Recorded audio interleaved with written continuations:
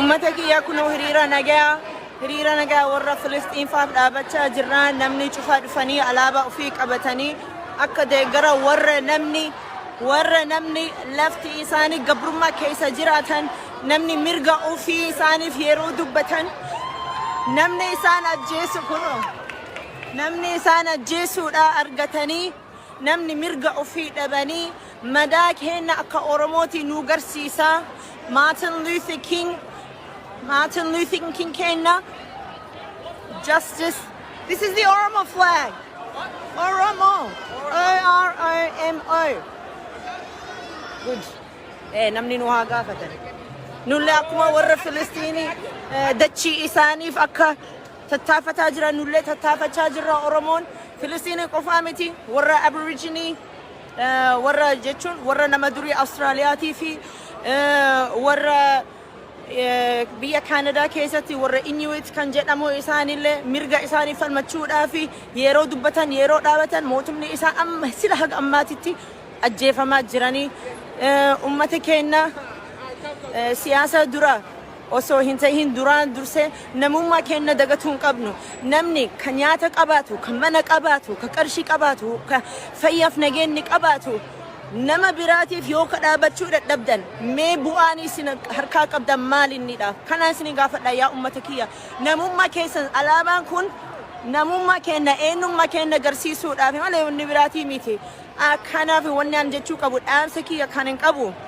You need to remember your humanity first. We need to remember who we are as human beings before we recognize ourselves as anything, whether it's part of faith, whether it's part of politics. First and foremost, every single person has the right to live. To be honest, I don't know what's controversial about that. It sounds controversial. Don't mix Oromo politics with other people's politics. How on earth are Oromos going to survive without the support of everybody else, including ourselves? We need people who share our claims and our causes. I find it interesting. I'm speaking half Oromo, half English, but namni gariin Human Rights Watch waraqaa isaanii qabatanii kuno Human Rights Watch Oromoon akka du'aa jiru, Oromoon akka biyya keessa lafa fixaa jiru garsiisaa jira, genocide jira Oromoo biratti ka jedhan.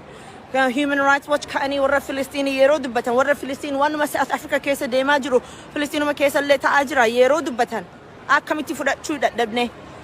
Dubbiin, of course, I know there's layers that are too complicated for people. Namni gariin lakki amantii keessa seensisuu hin qabnu jedhani ammoo dubbiin duraan dursee amantiillee osoo hin ta'in dachii warra isaanii mirga isaaniif falmataa tattaafataa jiran. Yaa ummata kiyya madaa keenya qofaa miti bar madaan addunyaa guutuuti. Asitti akka namni baay'een gaafataa jirani Oromoon eenyu alaabaa ka eenyu qabataa jirtan jedhannu gaafachaa jirani. Alaabaan kun ka Oromooti. Oromoon immoo eenyummaa isaanii dachii isaanii hanga argatutti ammallee ittuma fufnaa warri Oromiyaa keessa jirullee akka hin daganne. We will never forget you.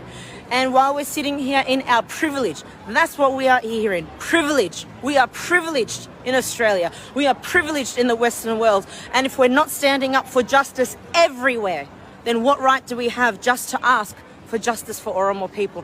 Justice for Oromo people as much as there's justice for anyone else. Oromos have never, ever systematically killed anybody.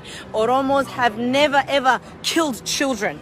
Oromos have never killed women specifically and kick people out of their countries. We've never done that, we never will, and our flag stands for justice and human rights, and that's what we're seeking here today.